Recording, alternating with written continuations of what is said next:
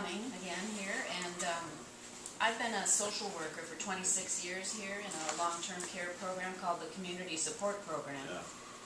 And that program provides services for adults with severe and persistent mental illness. And then Washburn County also has a mental health program for people who are indigent and not insured.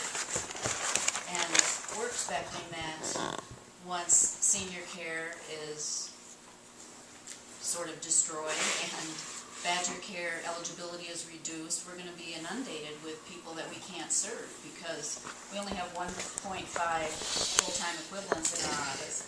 We have a psychiatrist who's there 1 day every 3 weeks. We have people who come out of hospitals that the county has to pay for if they don't have insurance and they're indigent.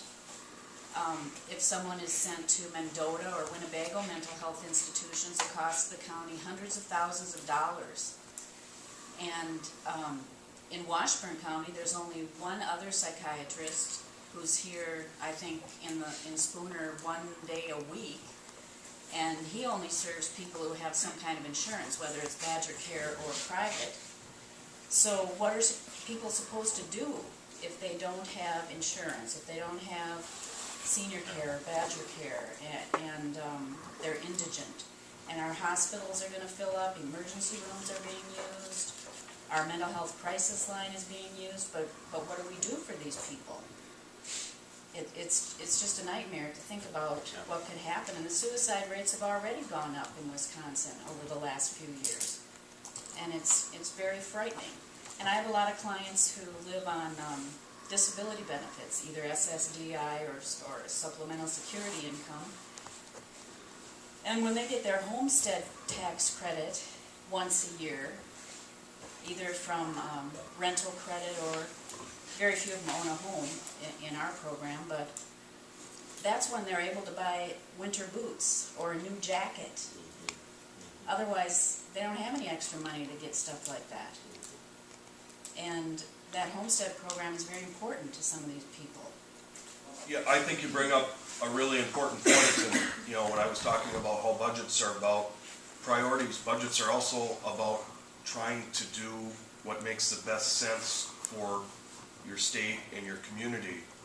And there's unintended consequences when you cut so deep in some of these programs, and you cited a specific example, especially for people with mental illnesses. If they lose access to affordable prescription drugs, if they lose access to affordable health insurance plans like Badger Care, and then your program sees an increased demand for your services. You don't have the capability or the capacity to deal with that increased demand.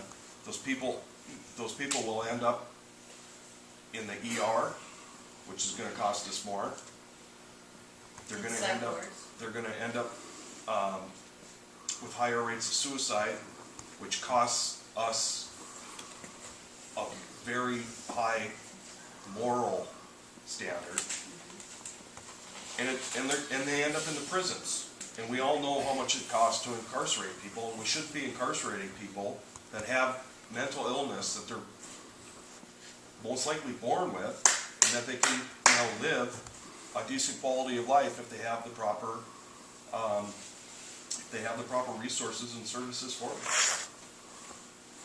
I think there's one thing worse than having a fiscal deficit, and that's having a compassion deficit.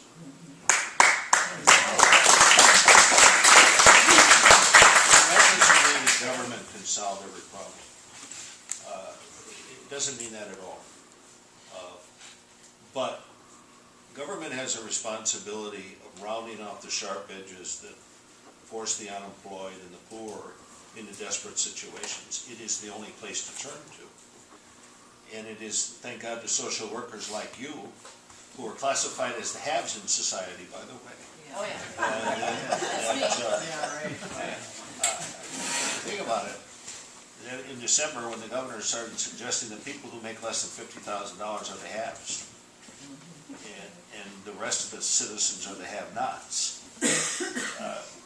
that statement was intended simply to use public employees, servants of the state, as a wedge. these are people who serve our most vulnerable citizens. They are the CNAs who work in our nursing homes. They are the nurses who save lives. They are the social workers. They are the caseworkers who, in fact, work with these families to try to give them some opportunity to have some economic assistance so they can meet the basic needs of their families. And these programs save hundreds of thousands of dollars. I mean, if all of my clients were in and out of psychiatric hospitals or long-term residents at Mendota or Winnebago, it would cost us hundreds of thousands of dollars. Yeah, it doesn't make any sense at all.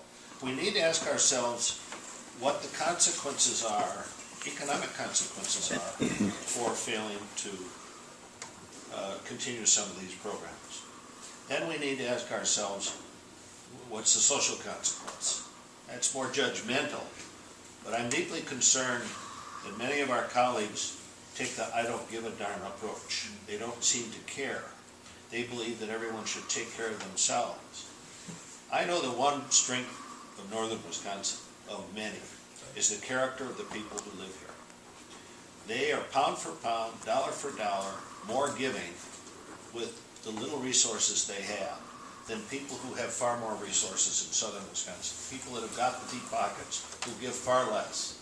That's the nature of people living up here. And you have and they see that same approach with social programs. This area requires a strong state partnership. Our schools, our roads, our social programs, all our natural resource programs could not be supported simply by the dollars of the people who live here. And so when you cut school aids, you cut shared revenue, you cut environmental programs, you cut social service programs, it means an area like ours that is poorer has less resources to take care of our own. And that simply is not the Wisconsin that we've known. And I think you're going to find a growing resistance to these initiatives. Not that they don't want to share more in sacrifice. They understand that cuts have to be made. But when they see these $200 million in tax cuts to businesses, so that someone who gets a new business, hires a new employee from last year, gets an $80 tax credit, as though they're going to hire that person and spend $15,000 on that employee in order to get an $80 tax credit. Those sorts of short-sighted and foolish plans deprive us of the resources to fund some of these other programs. I think you're going to see people say, this is not what we bought into. This is not what we expected good government to be. It wasn't about big government or little government. It was about efficient government. And we want it to be smart. If they can find that there are some people who can be better off under Medicare Part D, and it's cheaper for the program and for them, I'm all for it. I don't think they're going to be able to. I think in the rush to save the state a few bucks, they decided to use, they're using these individuals as their sacrificial lambs.